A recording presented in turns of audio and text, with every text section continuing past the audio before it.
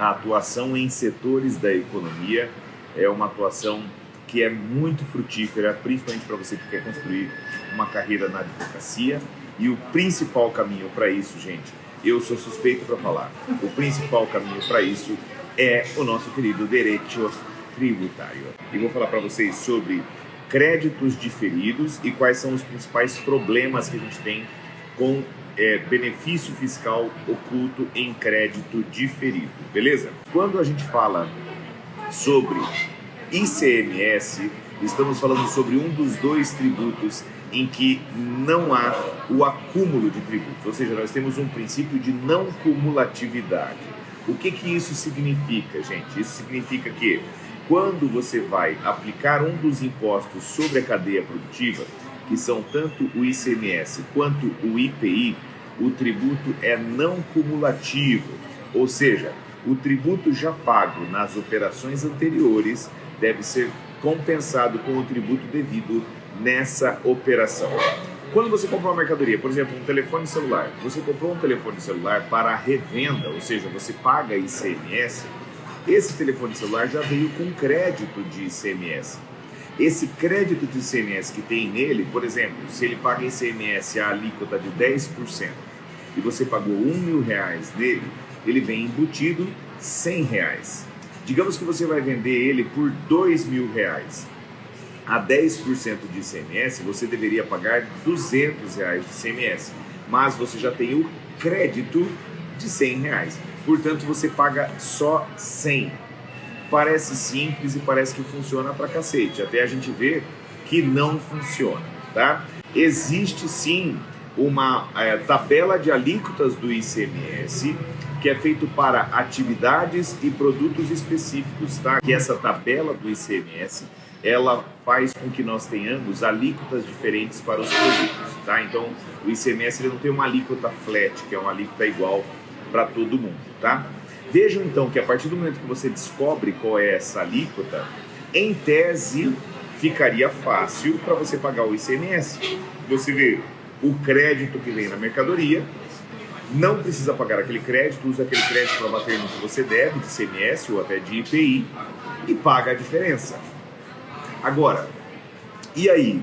O fisco sempre aceita o crédito? Esse que é o problema. Tem muito crédito que é glosado. O que é a glosa pelo fisco de um crédito?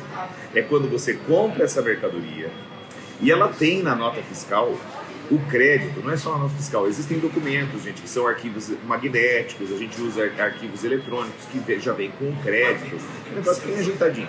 Aí, essa mercadoria vem com esse crédito, tá? O que determina a alíquota?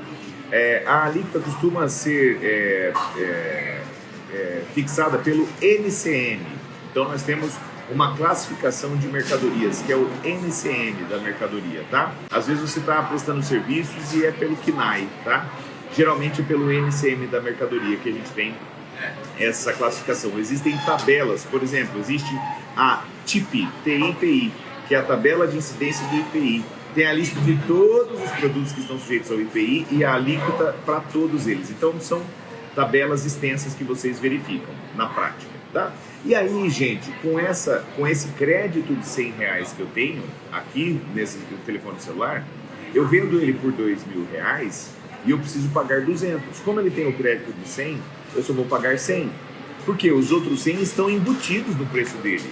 Quem me vendeu esse celular ficou com 900 e pagou 100 para o Estado. O que acontece é que o Estado fala, não, mas esse teu crédito você não pode usar pelo motivo XYZ.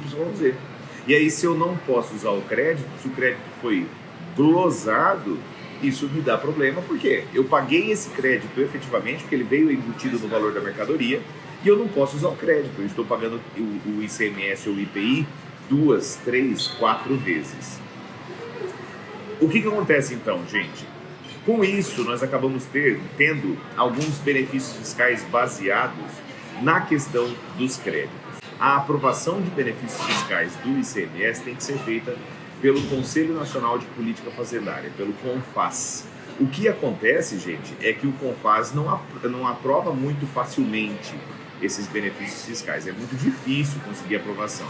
E aí, na guerra fiscal entre os estados, fica essa disputa, porque o pessoal quer dar o benefício para tornar o estado mais competitivo.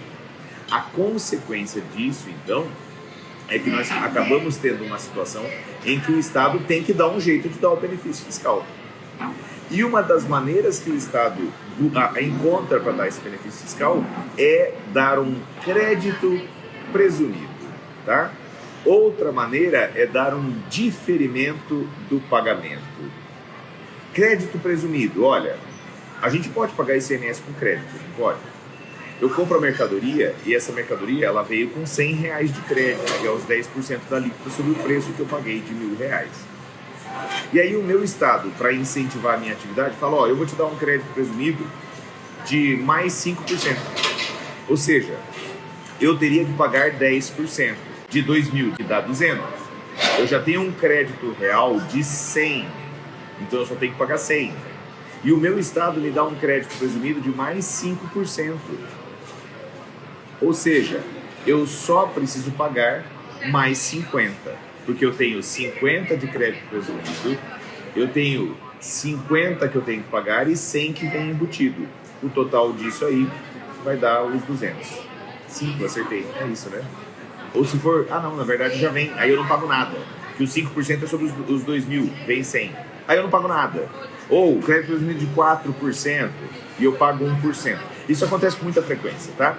O que é o diferimento, queridos? É quando o Estado, em vez de dar um crédito, seja real ou presumido, o Estado me dá o seguinte benefício. Olha, vamos fazer o seguinte, Bruno. Você continua com a sua atividade, tá? Dos 10% que você tem que pagar de ICMS, 5% já veio embutido aqui no celular, não é isso? Então, você teria que pagar 200, você já pagou 100, porque você já comprou o celular. Os outros 5% eu vou te cobrar, mas eu não vou te cobrar agora. Perceberam? Eu vou te cobrar, mas não vou pagar agora, eu não vou cobrar agora. Quem é que me cobra o tributo? É o Estado, que tem competência. Se o Estado tem competência, olha a matéria básica de competência aí, gente. Eu sempre falo para vocês, tributário é o básico, é o essencial. Ó, competência envolve 3 faculdades: legislar, arrecadar e fiscalizar em matéria de tributos. Por isso que ela é chamada de competência plena. Ou seja, se eu estou instalado no estado do Espírito Santo, quem tem a competência plena e própria para cobrar o ICMS de mim é o estado do Espírito Santo. Se o estado do Espírito Santo não me cobrar e eu não pagar, fica por isso mesmo. Faz sentido, gente? Esse é o diferimento. Vejam que nesse caso, se o Estado nunca me cobrar, eu nunca vou pagar. Mas, quando eu vendo esse telefone celular para uma outra pessoa, para ela circular mercadorias também, por R$2.000, quanto que tem de crédito embutido aqui? Os R$100 que o cara que me vendeu por 1.000 pagou e os R$100 que eu deveria ter pagado e nunca paguei. Esse é o ICMS diferido. ICMS diferido. Ou seja, veja que quem compra essa mercadoria está comprando essa mercadoria com um crédito embutido nela de R$200, que são os 10% do preço dela de R$2.000, porque a gente está chutando aqui a alíquota de 10%. Quais são os defeitos, quais são os problemas, quais são as falhas do diferimento? O que garante que o Estado não vai cobrar? Nada garante que o Estado não vai cobrar. Agora, o Estado não cobra porque ele quer que a minha empresa fique aqui. É muito provável que a minha empresa só veio para o Espírito Santo porque eu tenho o benefício do diferimento do ICMS. Se o Estado começar a me cobrar o ICMS, sabe o que eu faço? Eu fecho a minha empresa aqui, eu abro em Minas. Eu fecho a minha empresa em Minas, abro no Piauí e assim vai, gente. Principalmente se a gente está falando, por exemplo, de e-commerce. É irrelevante. Então vejam, primeiro aspecto, temos um equilíbrio muito frágil aqui, né? Porque a gente depende do Estado efetivamente não cobrar, deixar aquilo diferido, ou seja, postergado, uma postergação do pagamento. Primeiro ponto. Segundo ponto, pessoal, o crédito de ICMS diferido, ele pode ser negociado. Nós temos vários sistemas, né? Por exemplo, o Siscred, que é o sistema de negociação de ICMS do Paraná. O São Paulo também tem um sistema de negociação de créditos bastante avançado, em que você vai lá e negocia os seus créditos de ICMS. E você pode ir lá e colocar o seu crédito de ICMS diferido, para você vender para outro, né, para você transferir para um outro contribuinte, outro sujeito passivo do ICMS. Ele compra o crédito seu com deságio, né? Então se você tem um crédito lá de R$1 milhão de ICMS, o cara não vai te pagar R$1 milhão, né? Às vezes você dá um deságio dele para ele de 10%, ele te paga 900 mil e pega 100, pega R$1 milhão de crédito de ICMS. Mas veja, o ICMS diferido foi pago efetivamente? Não foi. Ninguém garante que foi pago, porque ele é diferido. Por isso que o crédito de ICMS diferido, ele serve para muito pouca coisa. Ele não serve para quitar quase nada em matéria de ICMS. Tem muita gente que compra o ICMS, o crédito de ICMS, achando que vai resolver a vida. Nossa, eu achei um crédito de ICMS com deságio de 20%. Então eu vou pegar 800 mil e vou fazer 1 milhão, porque eu vou pagar 800 mil para o cara e vou pegar 1 milhão de crédito de ICMS, mas é crédito de ICMS diferido, nunca foi paga a porra do ICMS. Aí o Estado não aceita para quitar nada, porque o Estado não recebeu. Então vejam, essa é a segunda fragilidade do crédito de ICMS diferido, tá? Toda a sistemática, na verdade, do ICMS diferido. E a terceira fragilidade, gente, que é o principal, gente, esse é o problema. São as fraudes de crédito de ICMS. Já vamos falar sobre empresas pequenas nesse caso, tá? Empresas do Simples, por exemplo, não tem esses créditos. Vamos discutir isso, tá? Então nós temos muita fraude de crédito de ICMS. Porque o que acontece é que tem muita empresa que conhece isso que eu tô falando para vocês. E o cara vai lá e ele faz o seguinte: rapaz, sabe o que dá para eu fazer? Dá para eu ir lá no Mato Grosso, caso real meu do escritório, dá para eu ir lá no Mato Grosso, comprar a mercadoria que tem esse crédito embutido e vender a mercadoria e ficar com crédito. E aí eu negocio o crédito e não paguei o crédito, perceberam? O cara vai lá, compra, esse caso nosso é de algodão, o cara vai lá e compra algodão bem barato. Por quê? Porque não tem ICMS, só que tem o ICMS embutido na nota. O cara vende o algodão e negocia o crédito, só que esse é um crédito que não existe. Se ele for vender esse crédito no estado de Minas Gerais, esse crédito vale? Não vale. Mas aí sabe o que o cara faz? Ele vende esse crédito em São Paulo, por exemplo. Tem muita gente, tá? É típica prática de estelionato, tá? Então tem muita gente que realmente faz esse tipo de fraude, comete esse tipo de fraude. O cara vai lá, compra a mercadoria que tem o crédito, vende a mercadoria e fica com o crédito, porque o cara queria o crédito. E ele negocia o crédito como se tivesse sido pago. Por exemplo, chega pro Gilmar e fala: Gilmar, eu tenho um crédito quentíssimo para você oferecer pro teu cliente, e você não acredita, cara, o crédito o pessoal tá quebrado, eles estão dando 55% de deságio. Então, eles vão pagar 45% só pelo crédito. Se eles quiseram 10 milhões de reais de crédito de ICMS, eu vendo para eles por 4 milhões e meio. O cara fala: caceta, agora tá na hora de ganhar dinheiro, né? Aí o cara vai lá e vende e transfere o crédito, porque o crédito existe. E o cara recebe os 4 milhões e meio. Mas quando o cara vai usar o crédito, esses 4 milhões e meio de crédito, que ele recebeu 10 milhões de crédito, serve para quê? Para nada, o crédito não foi pago, gente, porque é diferido. Para quem quiser dicas de setor da economia para atuar no mercado de crédito de ICMS. Do mesmo jeito que o crédito do ICMS diferido serve para algumas coisas, mas para outras é friagem, tá? O crédito do ICMS de exportação, esse é quente demais. Vou explicar para vocês, pessoal. A Constituição Federal determina que, em matéria de ICMS, o tributo não pode incidir sobre as exportações. Por quê? Se não tivesse essa vedação constitucional, incidiria. Afinal de contas, quando eu estou exportando uma mercadoria, eu estou circulando a mercadoria, estou praticando a mercancia. É uma mercancia internacional, mas estou praticando a mercancia. Se eu estou praticando a mercancia, queridos, vejam, incidiria ICMS na compra e venda internacional. Só que é de interesse da União, é de interesse do Brasil que a gente tribute exportações? Não, não é. Se você tributa as exportações, isso é um desincentivo às exportações. E do ponto de vista de política tributária, não é interessante que o ICMS incida sobre as exportações, tá? Importação é sobre as exportações.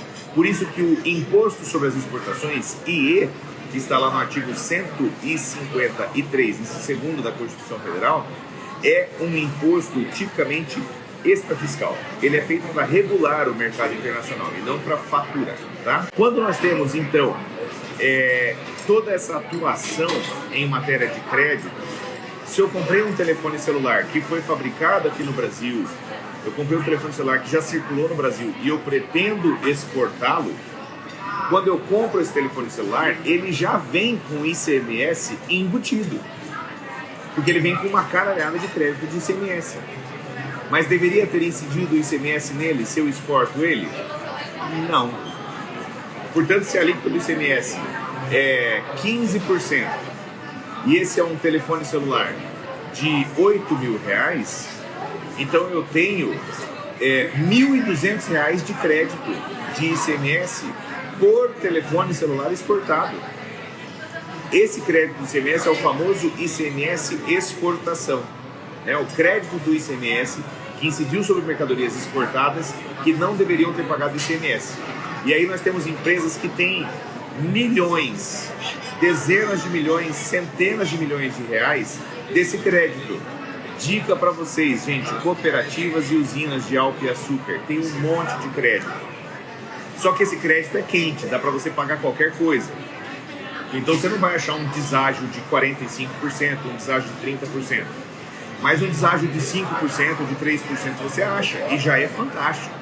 Se você tiver um cliente que paga 10 milhões de reais por ano de ICMS e ele tem um deságio de 5%, você já está economizando para ele 500 mil reais, tá? Se você gosta de honorários aí sobre êxito, já dá para você tirar aí um 30%, já está te dando 150 pau. 150 mil de honorários no ano, paga as contas do escritório? Aquele ano? Tem um pouquinho mais, né? Então vejam, queridos, mercado fantástico. Eu não tenho medo nenhum de pegar e falar para vocês e passar exatamente o que eu faço. Sabe por quê? Vocês vão lá, vocês vão fazer.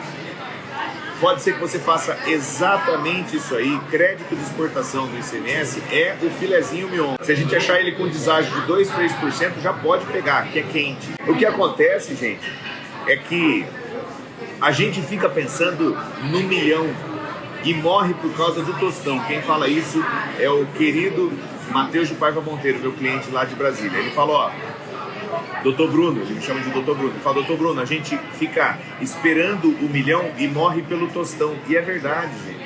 A gente fica esperando aquela causa de 2, 3 milhões de honorários. Aí você deixa passar um servicinho desse de 150 mil. Que, gente, 150 mil é grana, hein?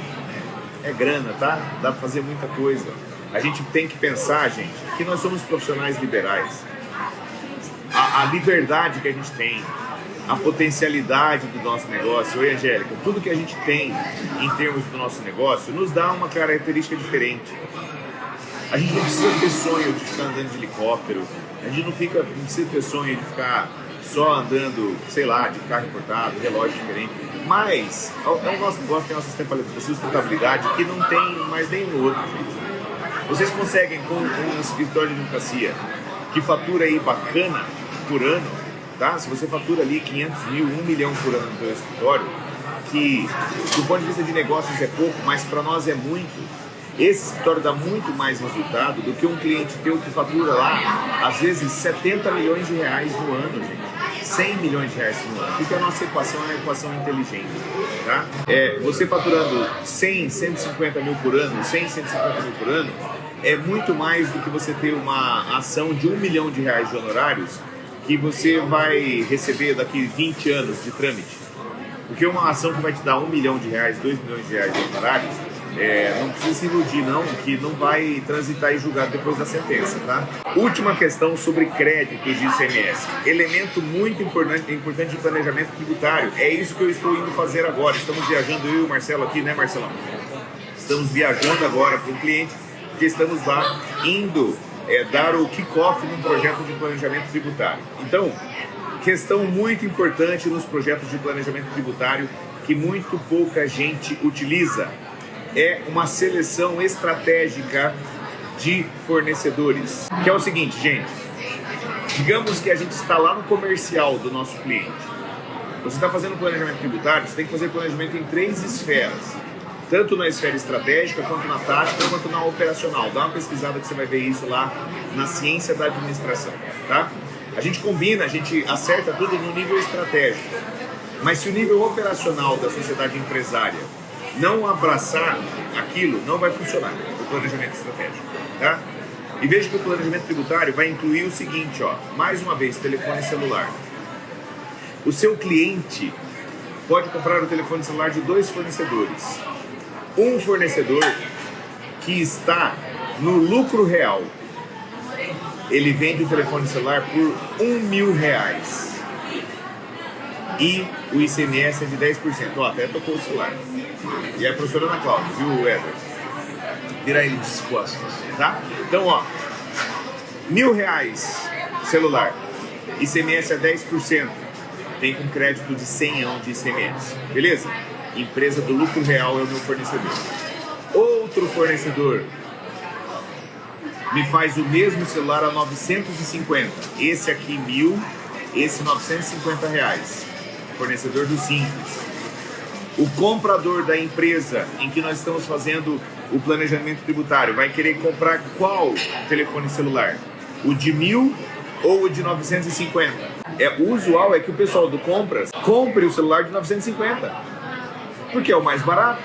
O Adriano já desceu lá no compras e falou pro pessoal do comercial que é para eles comprarem de fornecedores que sejam do lucro real, porque o fornecedor do Simples não dá o crédito. Ainda não. Perceberam qual que é o negócio? Aqui, gente, atividade consultiva, queridos. Se a sua hora custa R$1.000, está saindo barato para o cliente. Porque você chega lá no comercial, bate na porta do pessoal e fala, ó, gente, é o seguinte, entenda uma coisa, esse celular aqui custa R$1.000, mas sai por 900, porque ele tem 100 de crédito. Esse celular custa R$950 e fica R$950, porque tem 0 de crédito.